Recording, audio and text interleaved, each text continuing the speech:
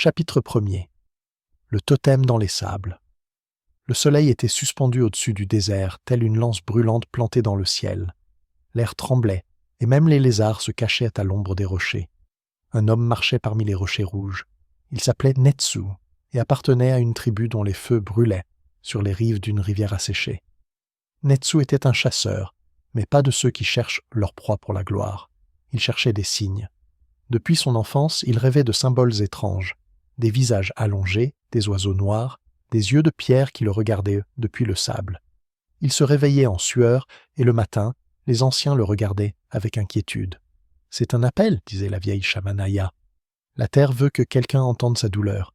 Mais sois prudent, tous les maux de la terre ne sont pas destinés aux oreilles des vivants. » La trace du vent. Ce jour-là, Netsu sentit que le vent avait changé. Il traversait le canyon lorsqu'il entendit un gémissement sourd, comme le souffle d'un animal emprisonné dans la pierre.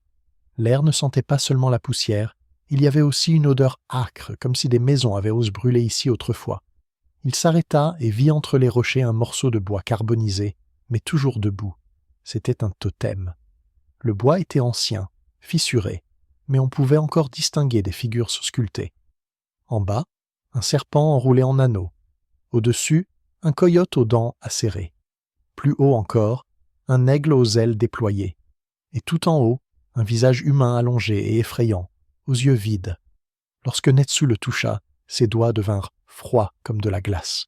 Les murmures des oubliés. « Tu es en retard », murmura quelqu'un à son oreille. Netsu retira brusquement sa main, mais il n'y avait personne à côté de lui. Seule l'herbe sèche bruissait dans le vent. Il regarda le totem plus attentivement et vit une ombre noire bouger dans les fissures du bois. Elle ressemblait à de la fumée, mais sentait le moisi. « Nous t'attendions », dit une voix, cette fois venue du sol. Netsu recula, mais la pierre derrière lui était froide et dure. Il comprit qu'il ne s'agissait pas d'un simple vieux poteau.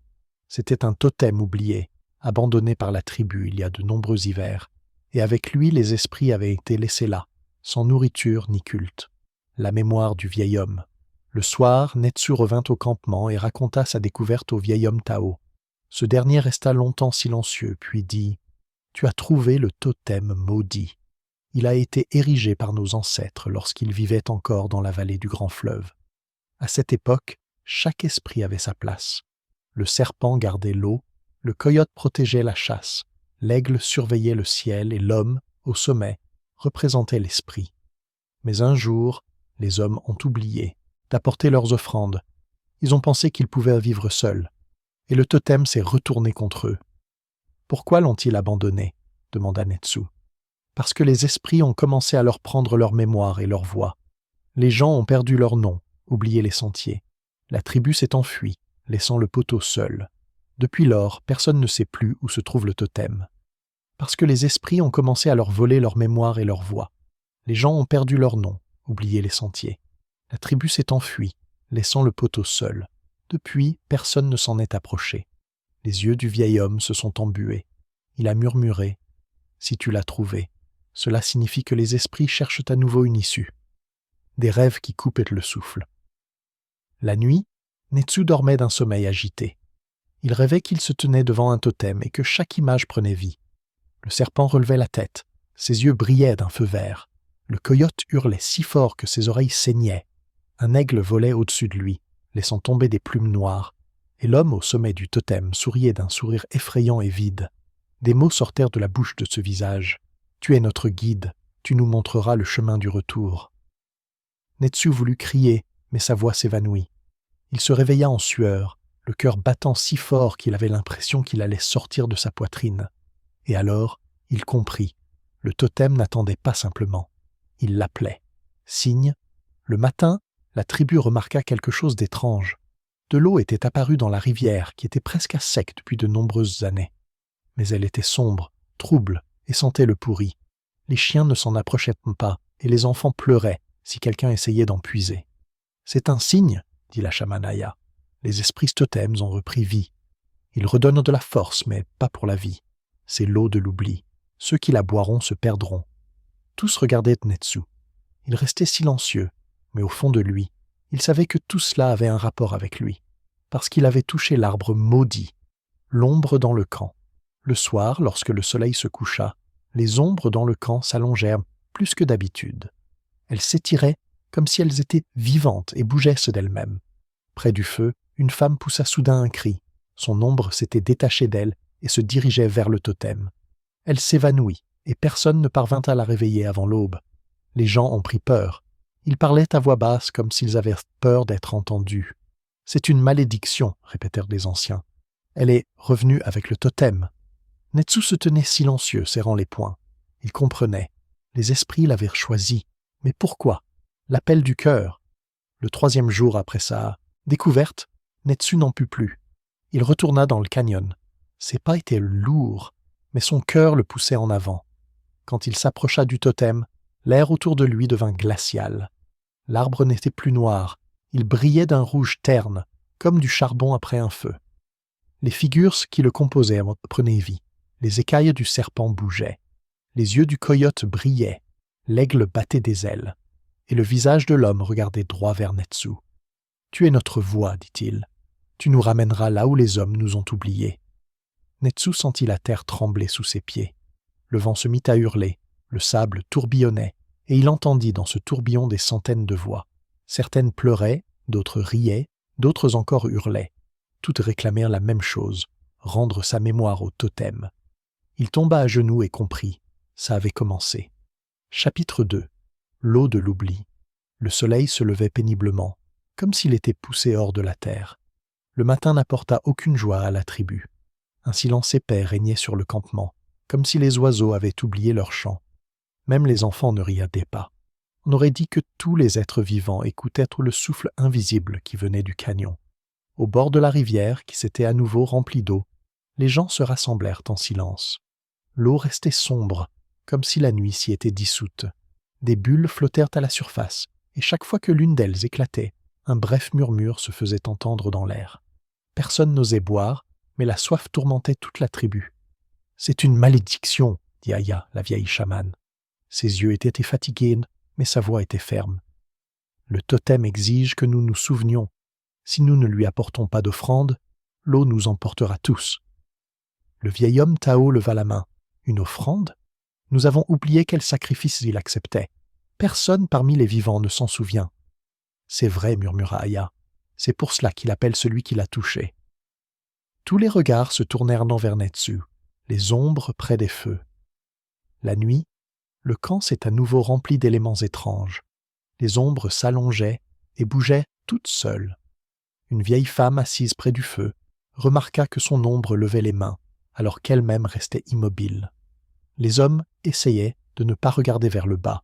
Leur propre silhouette s'étirait vers le canyon. L'un des chasseurs, nommé Ohan, poussa un cri. Son ombre se détacha complètement et s'enfuit, le laissant sans force. Les hommes se précipitèrent derrière la silhouette noire, mais celle-ci se dissolut dans le sable. Ohan mourut peu après, les yeux ouverts et vides. « Le totem reprend sa force, » murmura Tao. « Il en veut davantage. » Conseil auprès du chef. À l'aube, tout le monde s'était rassemblé devant la maison de Tao. Il y avait de l'inquiétude dans l'air, les gens chuchotaient, comme si chaque mot pouvait être le dernier.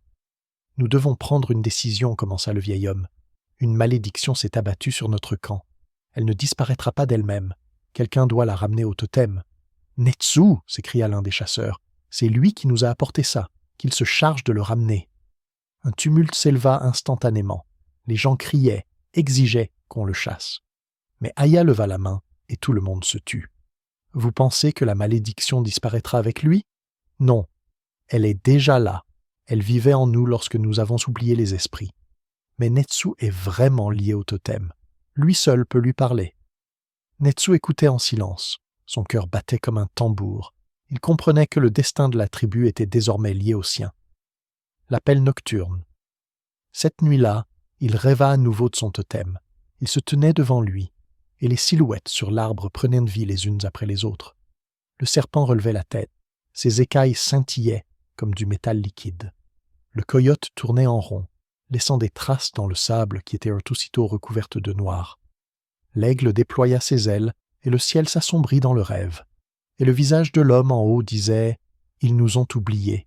Mais toi, tu te souviens, tu nous ramèneras. Sinon, ils disparaîtront tous. En se réveillant, Natsu remarqua que sa paume était tachée de cendres noires, comme s'il avait tenu du bois brûlant dans son sommeil. L'eau qui vole les noms. Le lendemain, la tribu décida d'aller vérifier la rivière. Un jeune homme, incapable de supporter sa soif, prit une poignée d'eau et la but. Au début, rien ne se passa. Mais l'instant d'après, ses yeux se voilèrent. « Qui es-tu » demanda sa mère. Le jeune homme la regarda d'un air vide. « Je ne sais pas. » Il ne se souvenait plus de son nom. On l'emmena dans une hutte, mais il mourut quelques heures plus tard, silencieusement, comme si son souffle s'était évanoui dans le sable. Après cela, personne n'osa boire.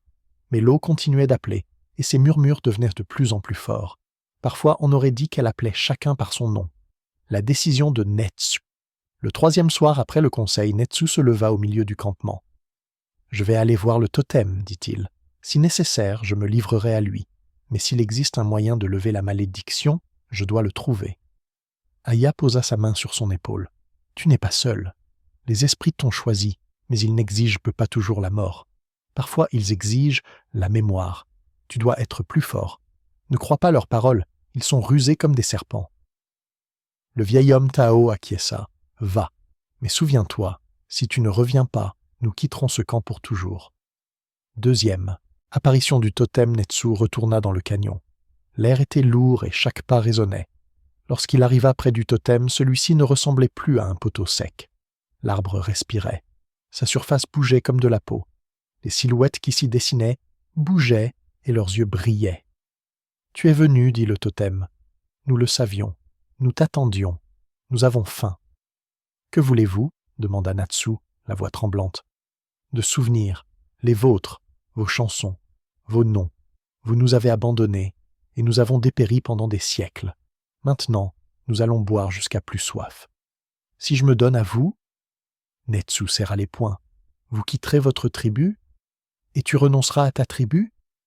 Le silence s'installa, seul le vent sifflait entre les fissures. Puis le visage de l'homme au sommet du totem sourit. « Peut-être, mais tu es trop faible pour tout porter. Tu n'es que le début. » La chute de la lumière. Le ciel au-dessus du canyon s'assombrit, bien que le soleil ne soit pas encore couché. Des bandes noires semblables à des mains s'étiraient entre les fissures de la roche. Elles s'approchaient de Natsu et touchèrent sa peau. Il sentait sa mémoire le quitter. Il oubliait l'odeur des herbes, les voix de ses amis, même le visage de sa mère. Il cria, et la terre sous ses pieds trembla. À ce moment-là, un hurlement de coyote retentit au loin. Le son déchira l'obscurité, et les maintes noires reculèrent. Le totem s'immobilisa. Ses yeux s'assombrirent à nouveau. Netsu tomba au sol, haletant. Il comprit une chose, les esprits jouaient avec lui, testèrent sa force, et s'il abandonnait, il le dévorerait, lui et tous ceux qu'il aimait. Le retour Netsu est revenu au camp, mais les gens ont tout de suite remarqué qu'il avait changé. Ses yeux étaient devenus plus sombres et brillaient d'une lueur rouge. « Il porte une malédiction !»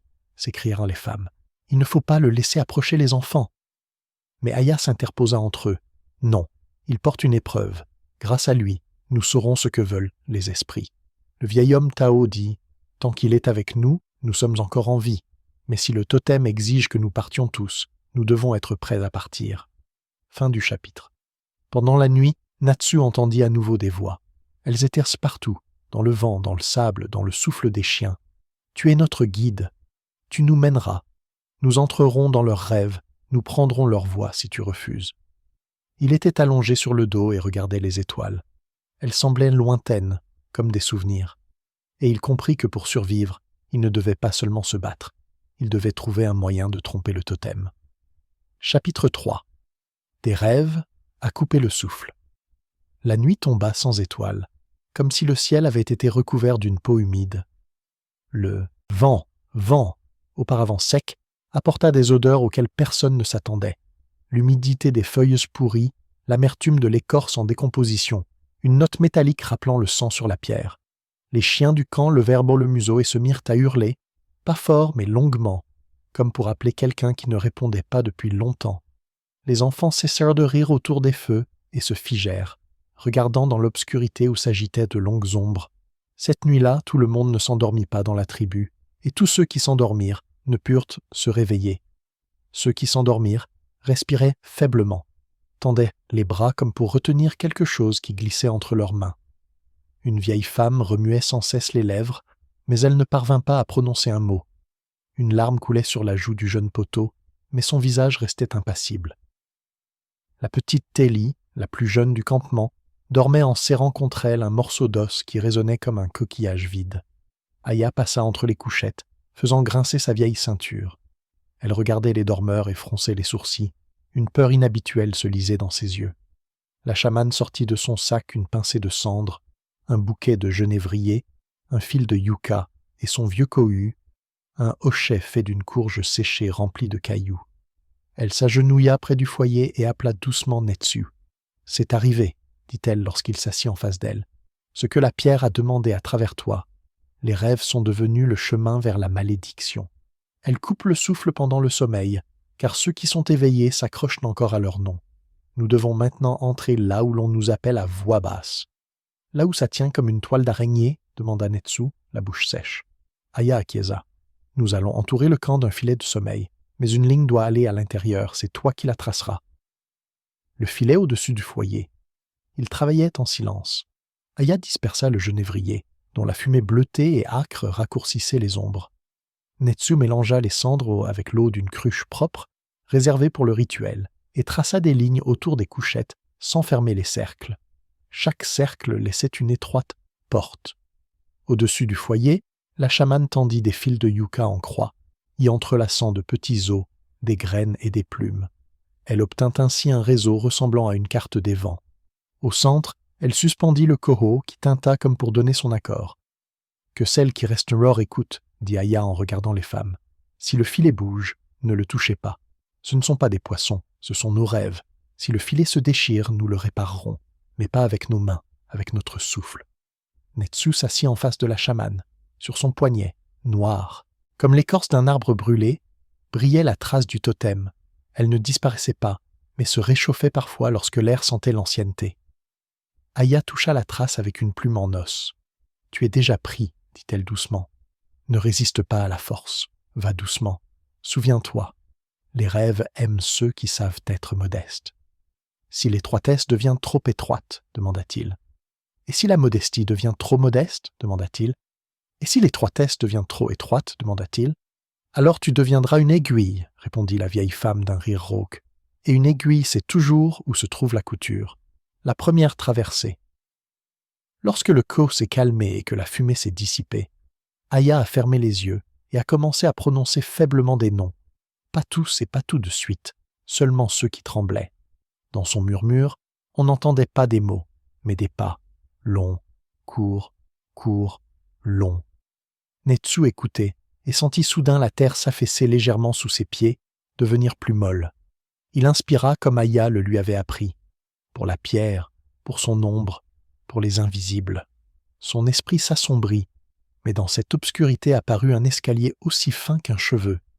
Il posa les pieds.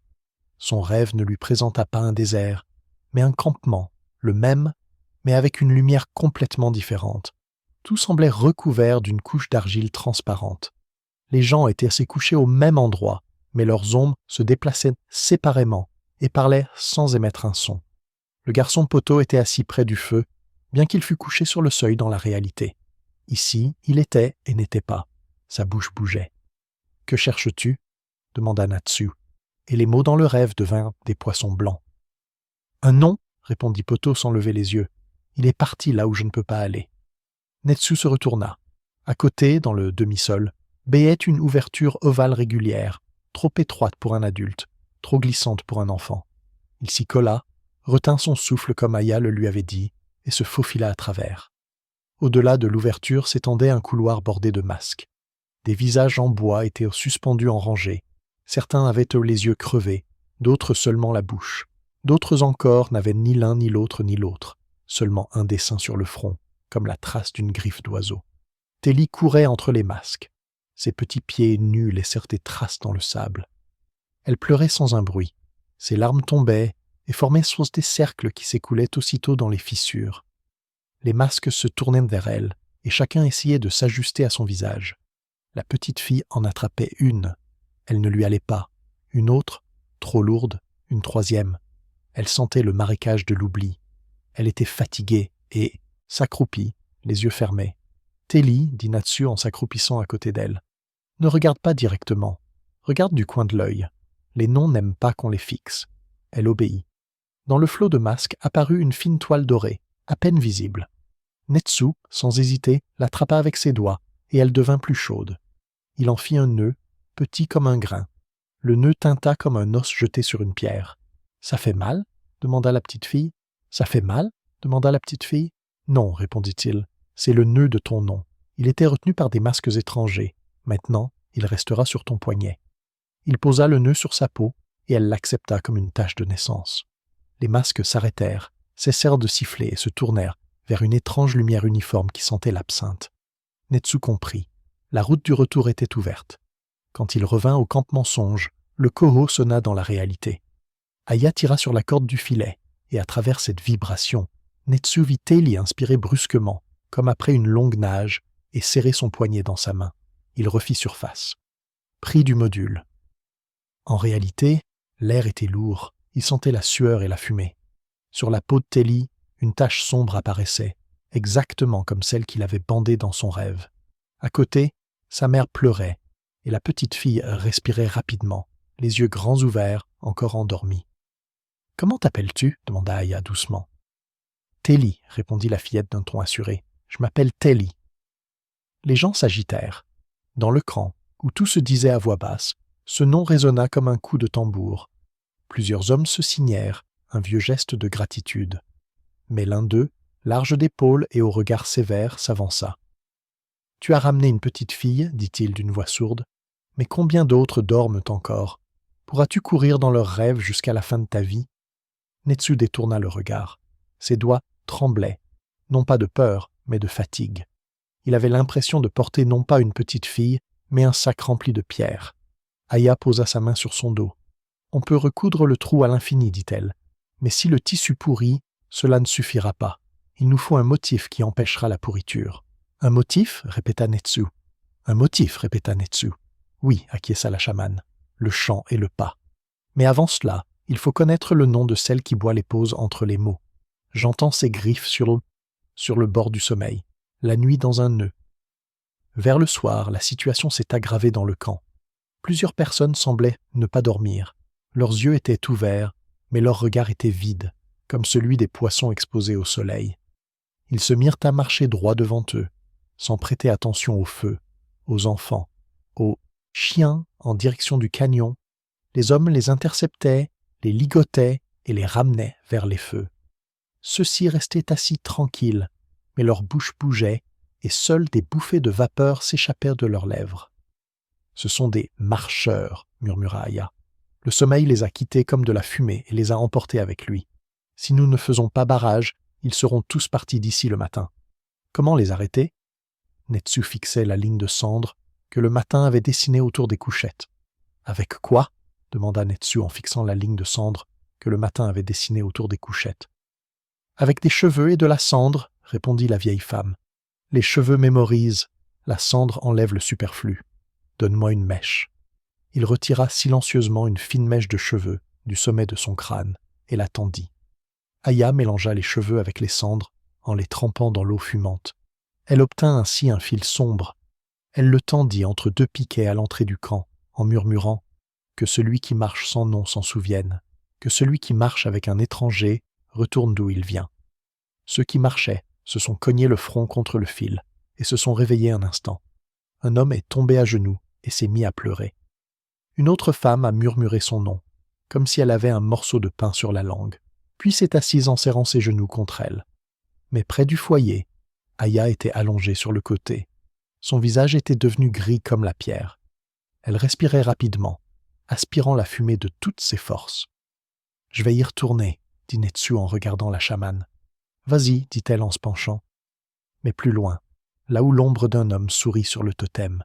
Derrière lui, quelqu'un se cache, quelqu'un qui n'a pas Dieu, mais qui a une voix affamée. Deuxième traversée. Le filet au-dessus du foyer bougea tout seul. Netsu s'assit sans fermer les yeux. Il avait peur de l'obscurité qui faisait disparaître les contours. Cette fois-ci, son sommeil ne ressemblait pas à celui du campement. Il se retrouva dans un canyon, mais ce canyon était différent, aqueux, comme sculpté dans de la glace sombre. Le totem se dressait au milieu du lit de la rivière, haut comme le tonnerre avant la tempête. Ses visages étaient dépourvus de couleur, tout était devenu noir et blanc, comme de la cendre dans la paume de la main. « Tu es de retour ?» L'homme en haut sourit. « La fin est une longue chanson. Tu nous apporteras des voix ?» « J'ai apporté mon silence, » répondit Natsu, se souvenant des pauses qui avaient aidé Telly. « Prenez-le à la place de la vie des autres. » « Des pauses ?» Le visage se crispa. « Nous les buvons aussi. »« Des pauses ?» Le visage se crispa. « Nous les buvons aussi. » Le serpent remua au pied du poteau. Ses écailles bruissèrent et des sons secs s'échappèrent de dessous, comme si de minuscules noms s'éparpillaient comme du sable. Le coyote leva la tête et renifla l'air. Il y avait une douce odeur de rêves étrangers. L'aigle déploya ses ailes et la nuit se remplit de froid. Derrière le visage de l'homme, Netsu remarqua une ombre, une niche vide, un creux ovale d'où émanait une odeur d'humidité. « Qui est là ?» demanda-t-il. « Ne regarde pas !» siffla le serpent.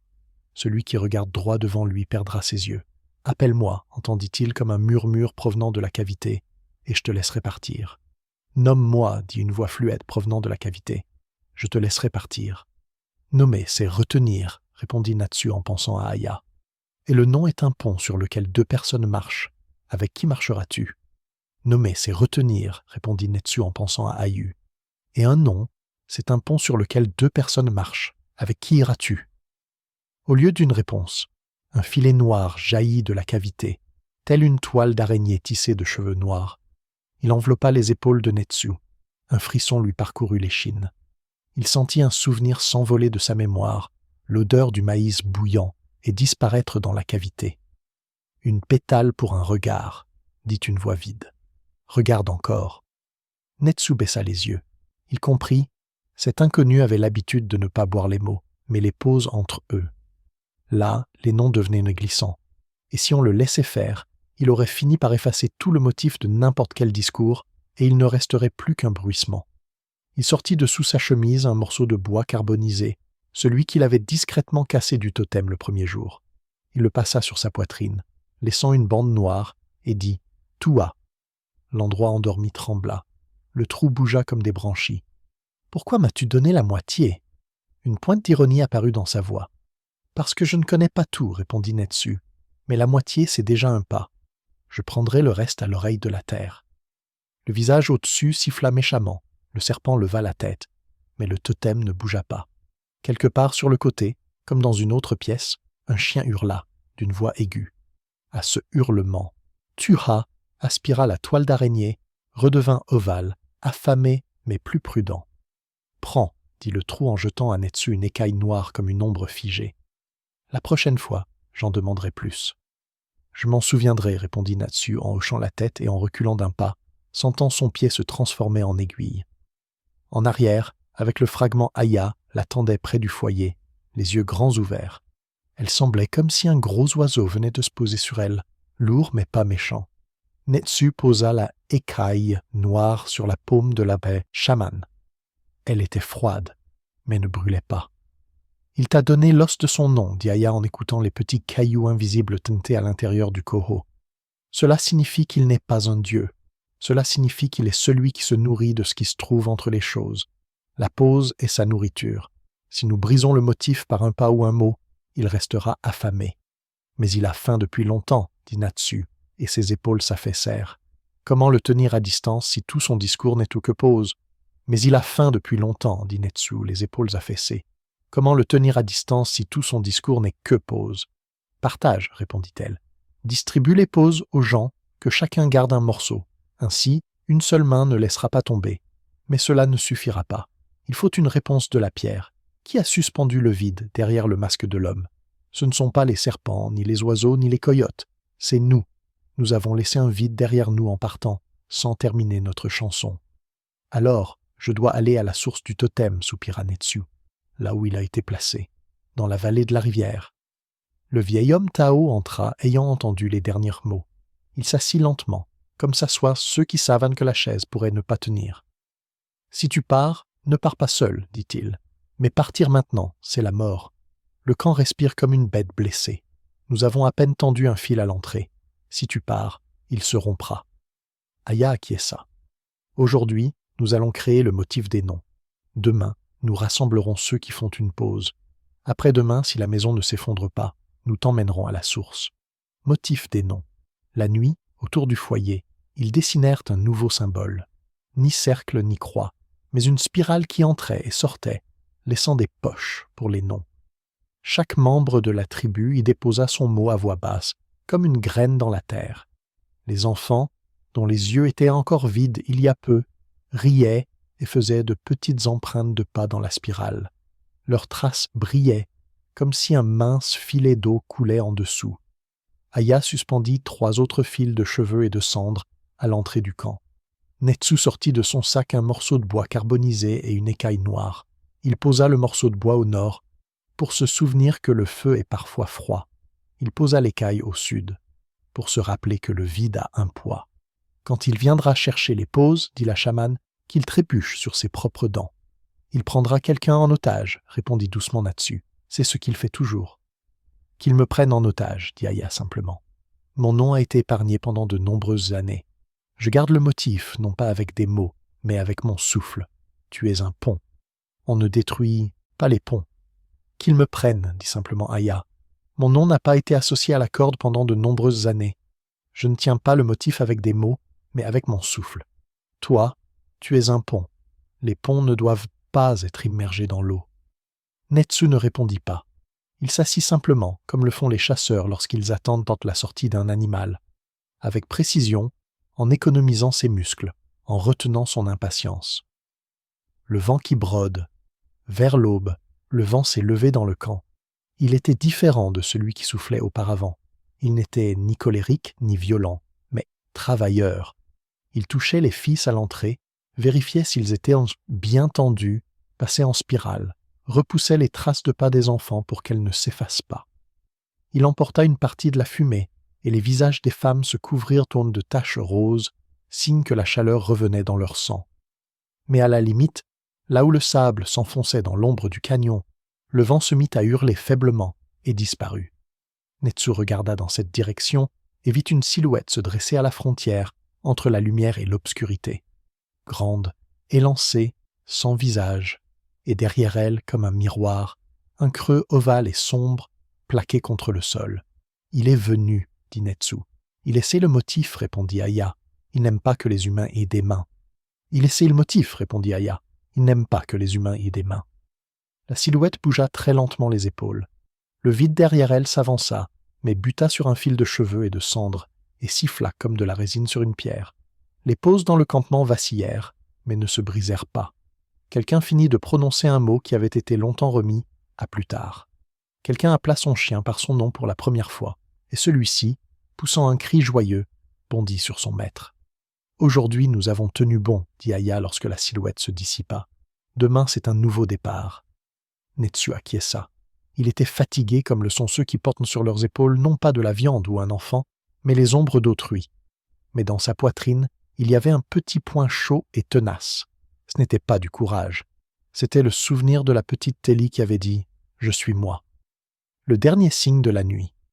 Juste avant l'aube, il sortit au bord du canyon. Le totem n'était pas visible, mais son ombre semblait se dessiner à l'horizon, telle la dorsale d'un énorme poisson hors du temps. Netsu s'agenouilla et murmura au ciel « Je viens. Mais je ne viens pas seul. Et si ton nom n'est pas pour nous, nous t'en donnerons un autre. Un nom qui ne boit pas de pause, mais qui tient le pont. » En réponse, un oiseau s'éleva au-dessus des rochers rouges. Ce n'était pas un aigle totem, mais un oiseau majestueux, sombre, avec une veine blanche sur l'aile. Il vola bas au-dessus des têtes, laissant dans l'air un sifflement bref comme un claquement. Netsu sourit. Parfois, les signes viennent sans tonnerre. Il retourna vers le foyer où Aya somnolait, la tête posée sur un cohue. La vieille femme ouvrit un œil. « J'ai vu », murmura-t-elle. « Demain, va à la source. Il y aura de la boue qui tirera tes pieds et de l'eau dans laquelle tu entendras les morts parler. N'écoute pas directement. Regarde du coin de l'œil. Sinon, Touha s'emparera de tes oreilles. »« Je serai une aiguille, » répondit-il. Et pour la première fois depuis de nombreuses nuits, le camp soupira non pas à l'unisson de la peur, mais comme un enfant endormi, calmement, avec un léger sifflement à l'expiration. Quelque part à l'ouest, une corde se mit à battre, signe que le vent, le brodeur, était toujours à l'œuvre. Quelque part à l'est, une étoile pâle apparut, puis se cacha, comme si elle avait peur qu'on lui donne un mauvais nom. Chapitre 4. La vallée de la rivière oubliée. Le matin ne commença pas avec le chant des oiseaux, mais dans le silence. Même le vent, qui bruissait habituellement dans les buissons secs, s'était tu, comme s'il ne voulait pas déranger. Les membres de la tribu se préparaient à partir, le visage grave, comme s'ils allaient non pas à la chasse, mais à des funérailles. Au centre se tenait Netsu. Sur sa poitrine pendait un morceau de bois noir provenant d'un totem, et dans un sac, il gardait une écaille offerte par l'ombre d'un rêve. Aya se tenait à côté, appuyée sur son kohu, le regard perdu au loin, au-delà de l'horizon. « Aujourd'hui, nous allons là où se trouvait la source, dit la chamane. Dans la vallée que notre tribu a abandonnée lorsque l'eau a disparu. C'est là que repose la racine de la malédiction. Si nous ne la regardons pas en face, elle nous boira jusqu'à ce qu'il ne reste plus personne. » Les gens ne protestèrent pas. Ils savaient qu'il était trop tard pour battre en retraite. Le chemin vers la vallée. Le sentier descendait dans le ravin, et plus il s'enfonçait, plus l'air devenait froid. Les pierres étaient humides et brillaient étrangement, comme si elles avaient été léchées par une rivière invisible. Parfois, une humidité trouble qui sentait le soufre s'écoulait des fissures. Les chiens qui marchèrent devant s'arrêtaient et gémissaient, mais continuèrent d'avancer, comme poussés par une force plus forte que leur peur. Aya murmurait sans cesse, passant ses doigts sur le cou. Netsu captait ses mots. Ce n'étaient pas des prières, mais des pauses. Elle semblait enseigner au silence à être doux et non dur. Quelques heures plus tard, ils arrivèrent terme sur un large plateau. Au centre se trouvait un lit de rivière asséché. Mais ce qui était étrange, c'est qu'il y avait de l'eau qui coulait. Pas de la vraie, mais de l'eau fantomatique. Elle brillait comme un miroir noir et reflétait non pas des personnes, mais d'autres êtres, maigres, allongés, au visage vide. « La vallée de la rivière oubliée, » murmura Tao. « Nos ancêtres ont quitté cet endroit, mais leurs ombres sont restées. » La porte de pierre. Au bord du lit de la rivière se dressaient deux énormes rochers. Des signes étaient gravés à leur surface, des anneaux de serpents, des silhouettes de coyotes, des ailes d'aigle. Mais les lignes étaient tordues, comme si quelqu'un les avait délibérément déformées. « Ce sont des portes, » dit Aya. « Nos ancêtres les franchissaient pour apporter des offrandes au totem.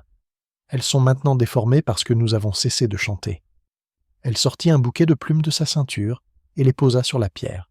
Les plumes noircirent aussitôt et se transformèrent en poussière. Ici, les esprits n'acceptent pas les choses légères. Ils ont besoin de poids. Netsu fit un pas en avant et posa une écaille noire de sommeil sur la pierre. La pierre se mit à bourdonner, la porte vacilla et la fissure entre les rochers s'élargit. Derrière elle, une obscurité épaisse qui sentait la terre pourrie tourbillonnait. Des voix dans le lit de la rivière. Quand ils franchirent le portail, l'ombre rivière s'anima. L'eau, qui n'existait pas, se mit à parler de toutes les voix. Nous étions vous. Nous vous attendions. Nous nous sommes oubliés, et maintenant vous venez à nous. Les voix appelaient par nos noms. Chacun entendait le sien. Les femmes se bouchèrent les oreilles, mais les voix résonnaient à l'intérieur. Les enfants pleuraient. Les hommes serraient plus fort leurs lances, même s'ils savaient qu'elles étaient inutiles contre ce qui les appelait de l'intérieur. Netsu marchait en tête. Son nom résonnait particulièrement fort. « Netsu, tu es des nôtres. Respire, et nous te donnerons la force. Deviens notre guide pour toujours. » Il serra les dents et ne répondit pas. Aya marchait à côté de lui, et son kohi tintait, créant des pauses entre les mots des ombres. Grâce à cela, les gens ne tombaient pas à terre. Le cœur de la vallée. Au bout du lit de la rivière, ils arrivèrent sur une clairière. Là se trouvait le deuxième totem. Il était plus haut que le premier, et son bois n'était pas carbonisé. Il brillait de l'intérieur d'une lueur rouge, comme des charbons ardents. Les figures qui y étaient sculptées là étaient les mêmes, un serpent, un coyote, un aigle et un visage humain. Mais cette fois, le visage n'était pas vide. Ses yeux brillaient d'un feu blanc. « C'est la source, » dit Aya. Le premier totem était son ombre. C'est ici que vit la racine. L'arbre s'agita. Le serpent au niveau inférieur leva la tête. Son corps se tordait. Le coyote hurla. Son cri ressemblait au craquement des os. L'aigle déploya ses ailes et l'air s'assombrit. Le visage de l'homme se pencha en avant. « Vous êtes revenu, dit-il. Mais il est trop tard. Vous nous avez abandonnés et nous avons bu l'obscurité. Maintenant, vous serez notre nourriture. » Épreuve de mémoire. Soudain, la terre trembla et tout le monde tomba à genoux. Des images défilèrent devant les yeux des gens, leurs propres souvenirs. Mais ces souvenirs étaient déformés. Certains voyaient leur enfant, mais avec un visage vide. D'autres voyaient une partie de chasse où le gibier se transformait en ombre noire. « C'est lui qui vole nos souvenirs !» s'écria Tao. « Il nous vide de notre substance !» Aya attrapa Netsu par la main. « Toi seul peux l'arrêter. Tu as un morceau de bois. Casse-le et donne-le lui. Qu'il se nourrisse de toi, mais pas de nous tous. » Netsu sortit le morceau de bois. Il était noir et froid. Il le posa sur le totem. « Si tu as faim, prends ma mémoire, mais ne touche pas à la tribu. » L'arbre se mit à bourdonner. Une brindille s'embrasa et disparut. Les voix se turent un instant, mais le visage de l'homme se mit à rire. « Ce n'est pas suffisant. Nous en voulons davantage. Nous voulons entendre toute votre chanson, la chute des ténèbres. » Le ciel au-dessus de la vallée s'assombrit. Des nuées d'oiseaux noirs apparurent, non pas réels, mais fantomatiques, avec des yeux en forme d'étoiles. Ils tournaient au-dessus de la tribu, laissant tomber des plumes. Tous ceux qui étaient touchés par une plume oubliaient leur nom et tombèrent à terre. Les gens criaient, les enfants se cachèrent derrière leur mère. Le vieil homme Tao se couvrit le visage de ses mains, mais son ombre s'allongea et se dirigea vers le totem. « Il va tous nous emmener !» cria une femme. Aya leva son koho et le frappa contre le sol. Le bruit résonna comme un coup de tonnerre. Les oiseaux disparurent un instant, mais le totem reprit vie. « Vous ne partirez pas, vous êtes venus de votre plein gré. Maintenant restez pour toujours. » La détermination de Netsu fit un pas en avant. Ses yeux brûlaient comme des charbons ardents. « Je ne te laisserai pas tous les prendre. Je te conduirai. Tu veux un guide? Je le serai. Mais tu n'auras pas la tribu. » Totem s'immobilisa. Son visage s'illumina d'un sourire. « Tu es courageux, mais tu ne pourras pas nous retenir tout seul. Nous te suivrons. Et quand tu tomberas, tous tomberont avec toi. » Le serpent sifflait, le coyote hurlait, l'aigle battait des ailes. Les voix s'amplifiaient. Aya murmura. « Ce n'est que le début. Nous avons réveillé la racine. Maintenant, elle ne se rendormira pas. » Netsu baissa la tête. Il sentait grandir en lui le sentiment que la malédiction s'était renforcée. Mais il savait qu'il ne pouvait pas reculer. S'il partait, le totem viendrait lui-même au campement. Chapitre 5. Le cœur de l'arbre. La nuit dans la vallée n'était pas comme les nuits précédentes. L'air semblait tendu comme une corde. Le moindre bruit pouvait déclencher un tir.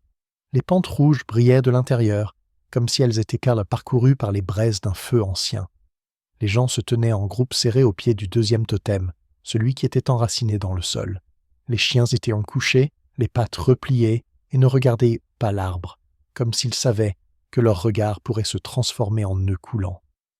Aya s'accroupit au bord du lit asséché, posa son kohu sur ses genoux et tendit l'oreille pour écouter le silence. Dans ce silence, comme un mince os d'argent dans un poisson, résonnait une note aiguë, qui n'était ni le vent ni l'eau. C'était le bois qui résonnait. « Il nous appelle à l'intérieur, » dit-elle à voix basse. « Les malédictions ont toujours un ventre, sinon elles ne peuvent pas digérer la mémoire. » Netsu se tenait devant le totem. Il ne restait plus que de la poussière dans le sac, provenant du morceau de bois carbonisé qu'il avait autrefois coupé du premier poteau. Il l'avait déposé ici, à la source. Une écaille noire de sommeil pendait sur sa poitrine, lourde comme un caillou sorti d'un puits étranger. Le visage de l'homme au sommet du totem le regardait fixement. Les lumières blanches dans ses orbites s'éteignaient et se rallumaient comme un souffle. « Je pars, dit Netsu. Si je reviens, je ne reviendrai pas seul.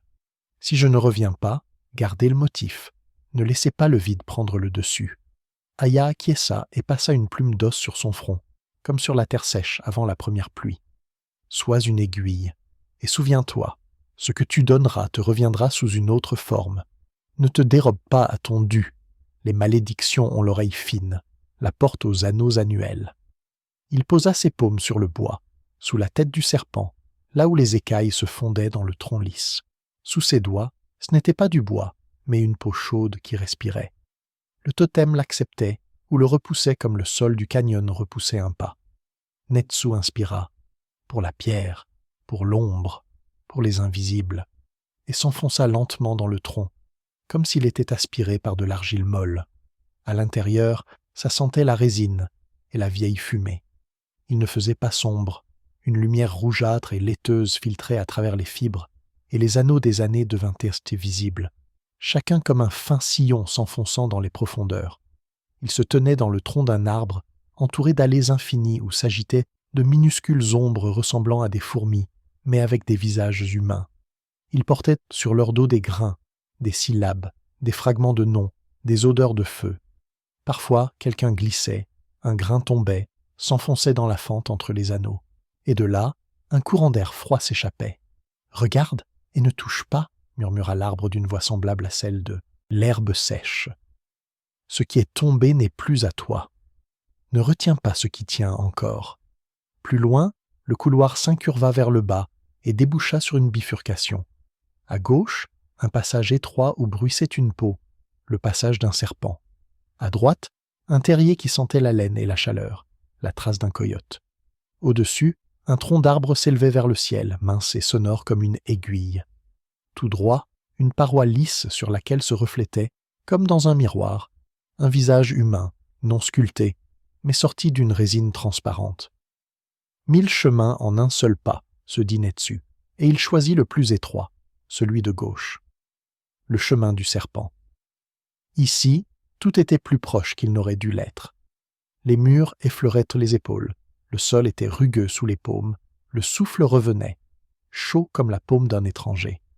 Le long du passage gisaient des peaux retirées, de minces tubes de peau transparente, sur chacune desquelles étaient gravés les motifs de la tribu, des signes de chasse, des cercles d'eau, des empreintes de mains d'enfants. Sur l'une des peaux, sur le côté, il y avait 7 points. Netsu la toucha et eut une brève vision. Un garçon riait près du foyer en jetant des cendres en l'air. Il retira ses doigts et le rêve se dispersa aussitôt en une poussière argentée qui disparut dans une fissure. « C'est ce que vous avez rejeté vous-même » siffla le mur. « Ce dont vous vouliez vous débarrasser pour être plus léger. La légèreté est un pont commode pour la fin des autres. » Au détour du chemin, une tête de serpent barrait la route. Pas une vraie, mais une tête décorative dont les yeux étaient vivants, comme 2 gouttes de résine avec une pupille blanche à l'intérieur. « Il n'y a pas de passage, dit-elle. Le seul moyen de passer, c'est à travers la peau. Ce que tu enlèveras maintenant, tu n'en auras pas besoin à la sortie. Choisis. » Netsu réfléchit.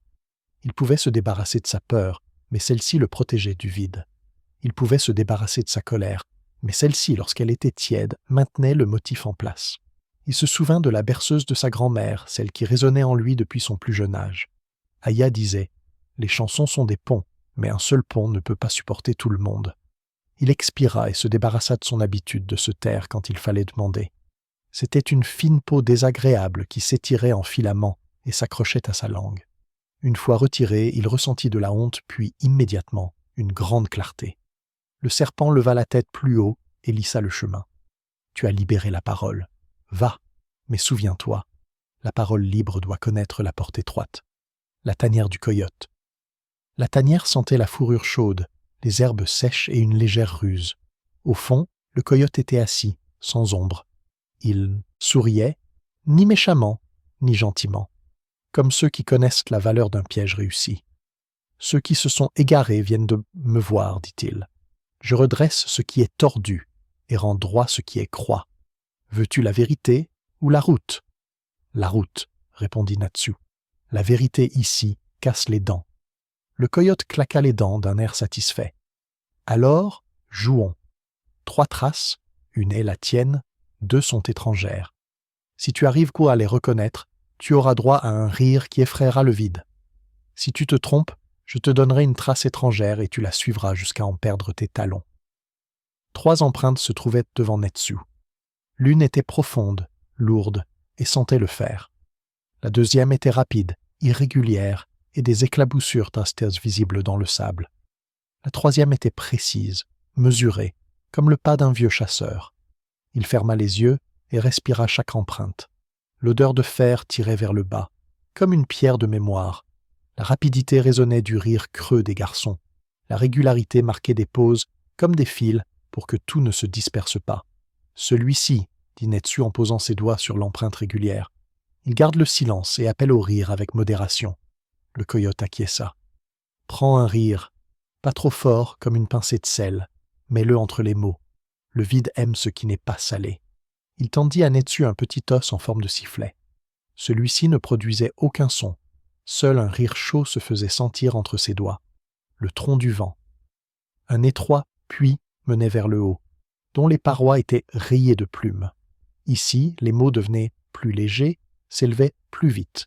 Sur le rebord supérieur attendait l'oiseau gardien, non pas l'aigle à l'extérieur, mais son double, mince et aérien. Ses plumes étaient comme des lames de verre, ses yeux blancs, sans pupilles. « Haut signifie clair », murmura l'oiseau. « Non, haut signifie que tout s'entend. Sauras-tu choisir ?» « Je le pourrais », répondit Netsu, bien que son cœur tremblât. « Alors écoute et mémorise le motif du vent. 4 notes, la terre, la bouche, le feu, l'ombre.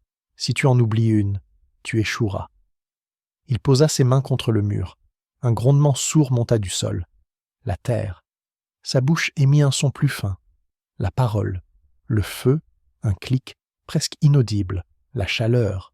L'ombre. Une fine bande de silence. Une pause. Il répéta le motif jusqu'à ce qu'il sente son corps se soulever, comme une aiguille ennemie qui se lève lorsqu'elle est attirée par son objectif. L'oiseau lui donna une plume en guise de harpon, légère comme un souffle.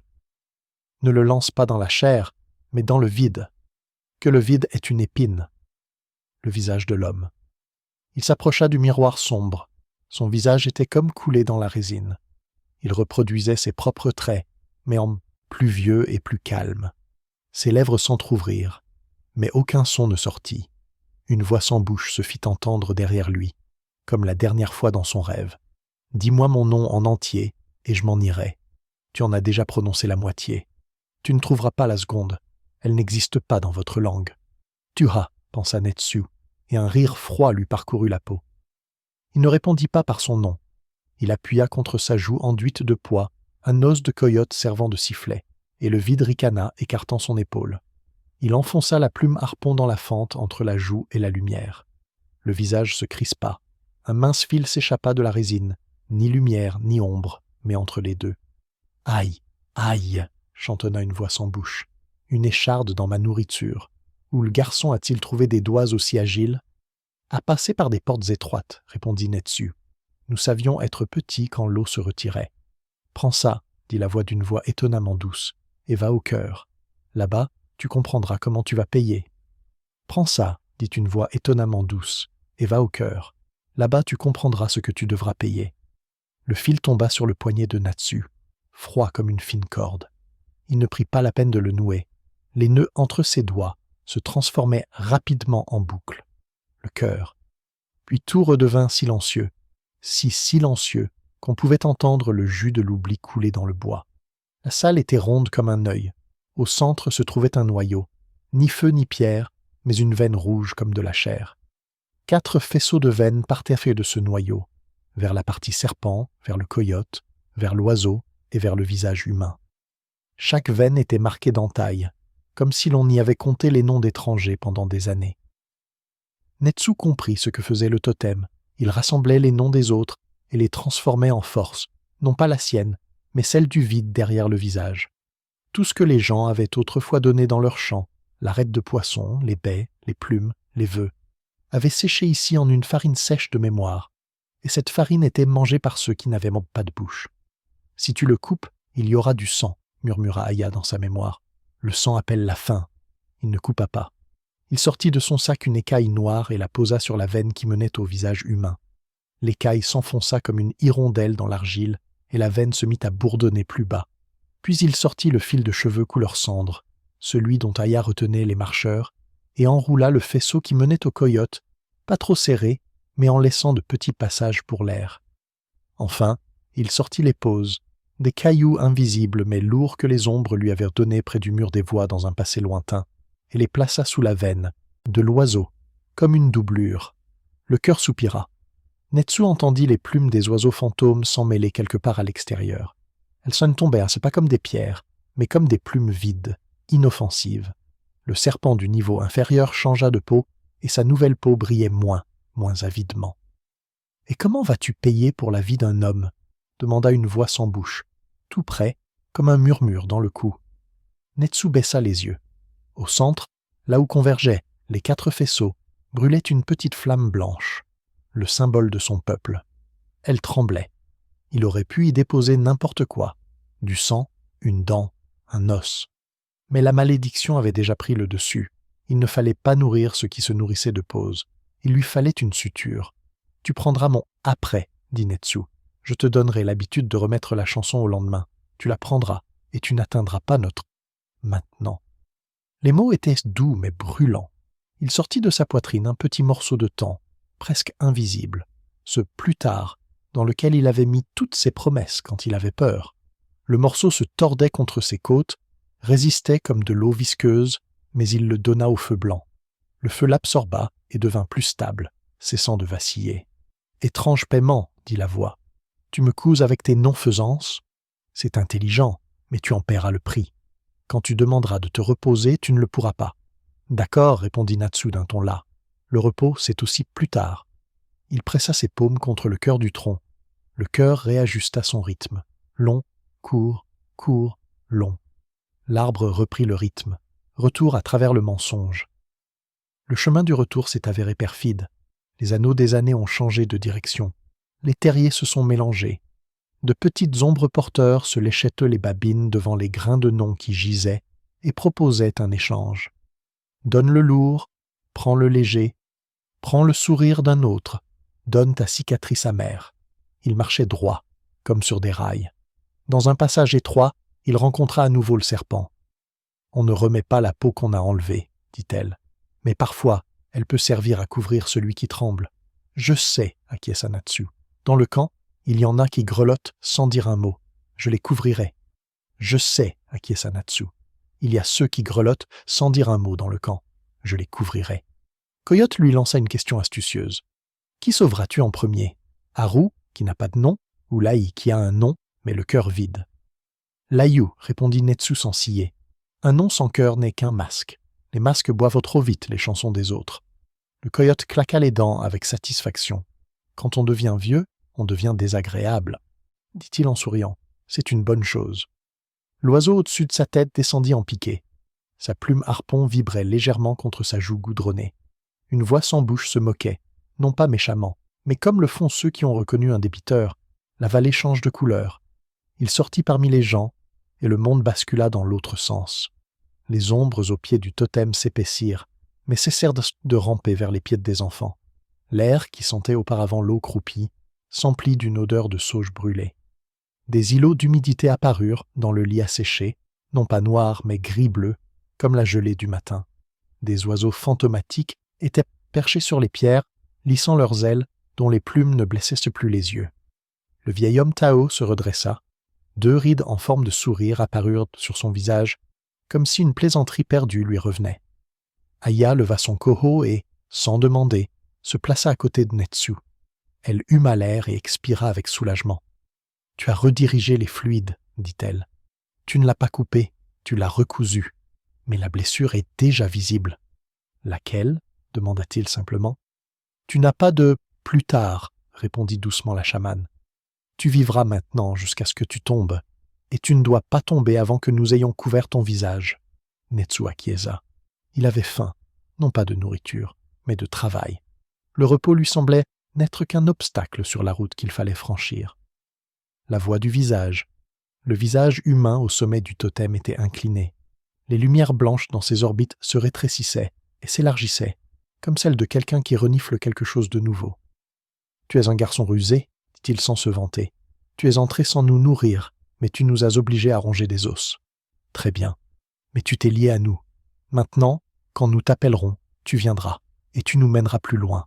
Sinon, le fil autour de ton poignet te brûlera la main. » Netsu leva la main.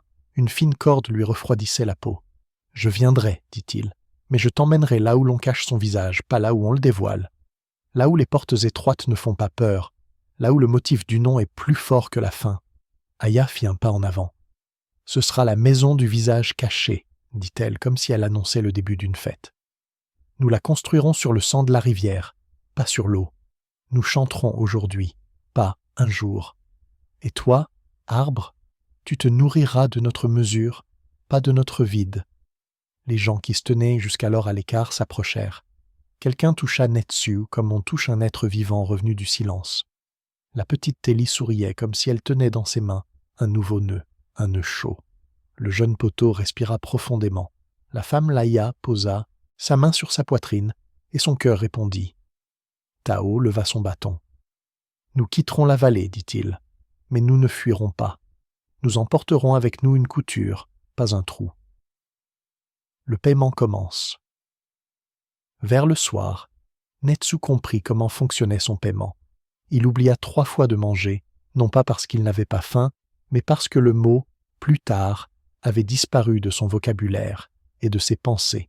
Il repoussait la fatigue qui s'incrustait sous sa peau comme du sable brûlant. Mais dans les intervalles, quand les autres s'assombrissaient et s'endormaient, il entendait un fil ténu entre les mots et y ajoutait un rire de coyote, une plume d'oiseau, une peau de serpent, un fil de cendre.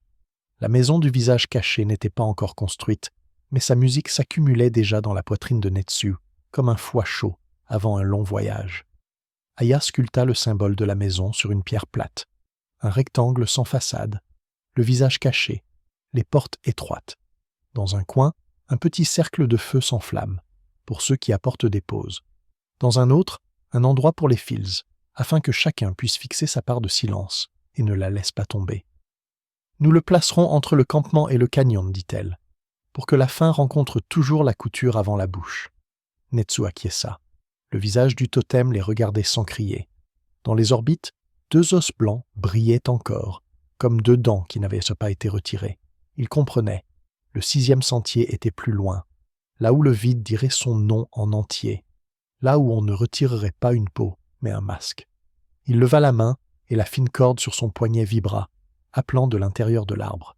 Il sourit, non pas joyeusement, mais correctement, comme on sourit lorsqu'on fait un nœud solide. « Demain, dit-il au visage, demain nous te fermerons. » Le visage ne sia pas, mais le vent qui léchait le sommet du totem sentait la pluie à venir. Chapitre 6. La maison du visage caché. La matinée dans la vallée commença bizarrement. Le ciel était clair, mais la lumière semblait venir non pas d'en haut, mais de la terre elle-même. Les membres de la tribu regardaient le lit asséché de la rivière et avaient l'impression qu'il bougeait, comme un serpent enroulé en cercle. Hier encore, ils étaient des victimes, mais aujourd'hui, chacun tenait quelque chose dans ses mains, un morceau de bois, un bouquet d'herbe, une pierre ou une plume. C'était leur part de silence. Aya dit « Nous devons construire la maison du visage caché, non pas pour nous cacher, mais pour affronter la faim, non pas avec le vide, mais avec des motifs. » Netsu se tenait au centre. Une fine corde vibrait sur son poignet, lien avec le visage du totem. Elle brûlait, comme pour demander « Où vas-tu nous mener ?» Début de la construction. Les gens ont commencé à empiler des pierres à l'entrée du camp. Ils ne prenaient non pas des pierres lisses, mais celles qui laissèrent des traces dans les mains, afin que chacun puisse sentir leur poids. Les femmes apportèrent des herbes et les tressèrent dans les murs pour que les odeurs rappellent la vie. Les enfants dessinèrent des cercles, des empreintes de mains et des lignes ressemblant à des vagues sur les pierres. Aya a posé son koho au centre de la maison. Il ne tinta plus, mais semblait prêt à se réveiller à tout moment. « Ce sera le cœur de la maison, dit la chamane. Ce n'est ni le feu ni l'eau, c'est un motif. » Approche vers midi, les ombres dans la vallée s'animèrent. Elles se déplacèrent d'abord au pied du 2e totem, puis s'étirèrent vers le campement. Les chiens se mirent à grogner. Les hommes s'immobilisèrent, mais continuèrent à empiler les pierres. Et soudain, un visage s'éleva des profondeurs. Il n'était plus seulement sur le totem, mais s'élevait désormais au-dessus de la vallée, tel un nuage de goudron. Les feux blancs dans ses orbites brillaient plus fort que le soleil.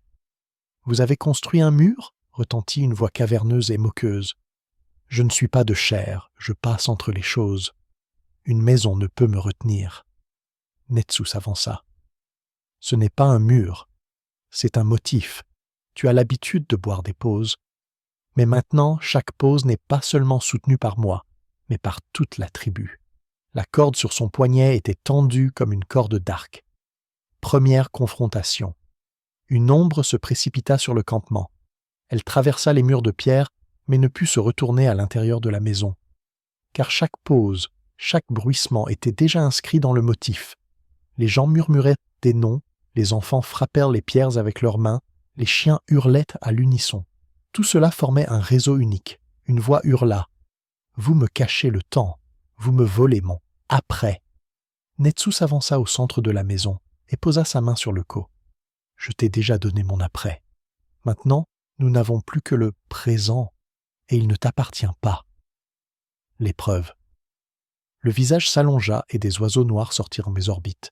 Ils tournaient au-dessus de la maison, laissant tomber des plumes. Mais les plumes, tombant sur le motif, ne touchèrent pas les gens. Elles se transformaient en petits cailloux blancs et se déposaient sur les murs. La maison grandissait d'elle-même, devenait plus solide. Aya riait, et son rire était sec mais fort. Il nous nourrit de ce qu'il voulait tuer. Maintenant, nous mangeons sa faim. L'ombre poussa un cri strident. « Netsu, tu nous as liés. Tu dois dire mon nom en entier, sinon nous reviendrons encore et encore. » Non, Netsu sentait que le moment était venu. Il leva la main qui tenait la corde et la tendit jusqu'à en avoir mal. La moitié du nom résonnait dans sa tête. « Tuha ». L'autre moitié était cachée, mais il comprit qu'on ne pouvait pas chercher son nom chez les autres, qu'il naissait en soi. Il se souvint de tout, les berceuses de sa grand-mère, les nœuds de Telly, le rire du coyote, les poses d'Aya. Tout cela s'entremêla pour former un mot. « Tuhanetsu » cria-t-il. La corde s'enflamma, le visage se contracta, les feux blancs dans les yeux s'éteignirent. « Tu m'as donné ton nom. Maintenant, je fais partie de toi. »« Non, répondit Natsu, tu fais partie de nous, et nous cachons ton visage. » Le voile Aya frappa le koro. Le son traversa les murs de la maison, et chaque personne le répéta en retenant son souffle. L'ombre tressaillit, comme si on lui avait enfoncé une centaine d'aiguilles. Les lumières blanches dans ses yeux s'allumèrent, puis s'éteignirent. Son visage se désagrégea dans l'obscurité, qui tomba sur le sol et se transforma en poussière. Le totem dans la vallée se fendit. Ses silhouettes s'immobilisèrent, ses yeux s'éteignirent. L'arbre ne respirait plus. Après. Le soir, la tribu était assise dans la nouvelle maison. Elle était simple, avec des murs en pierre et un toit en branches. Mais à l'intérieur, ça ne sentait pas la pourriture, mais l'herbe fraîche. Les gens se parlaient à nouveau par leur nom complet, riaient, chantaient. Les enfants couraient et dessinaient de nouveaux signes sur les murs. Aya dit « La maison du visage caché, c'est notre vœu. Nous garderons les pauses ensemble, et si la famine revient, elle trouvera un motif, pas le vide. » Netsu était assis dans un coin. Ses yeux étaient fatigués mais calmes. La corde autour de son poignet avait disparu. Il ne restait qu'une cicatrice, fine et claire. Il savait qu'il n'y aurait plus de « plus tard » pour lui. Il ne vivrait que « maintenant ». Mais ce « maintenant » était devenu plus fort que n'importe quel lendemain. Le dernier signe. À l'aube, un vol d'oiseaux illumina le ciel. Mais ce n'étaient pas des ombres, c'étaient de vrais oiseaux bleus, blancs et dorés. Ils volaient au-dessus de la vallée et leurs ailes brillaient comme des flammes. Les gens levèrent la tête et sourirent. « C'est un signe, » dit Aya. « Nous avons retrouvé nos noms. » Netsu ferma les yeux.